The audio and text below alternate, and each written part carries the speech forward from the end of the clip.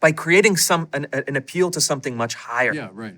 And so we've attracted people through this process of creating something that I think a lot of people are longing for. And I also tell people, they say, oh, DEI is essential because we need to have X, Y, and Z. I say, okay, well, let me think.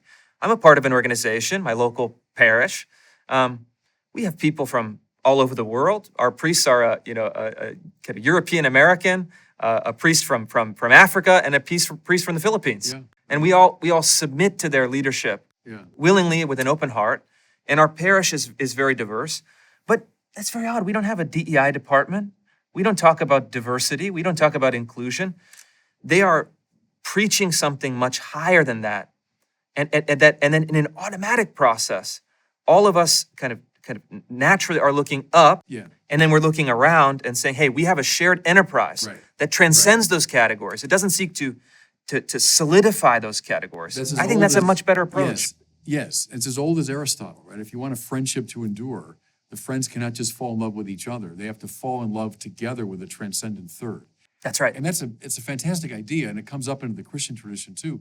What makes a marriage healthy? Not just two people that fall in love with each other, but together they fall in love with God, which is why we have the wedding in church.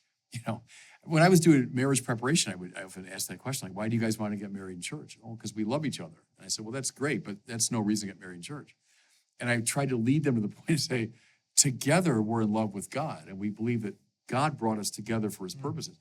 But see, that's God's supreme value, the summum bonum. But all the objective values have that quality, is if together we fall in love with trigonometry, together we fall in love with English literature, together we fall in love with economics, whatever it is, the objective value brings us together.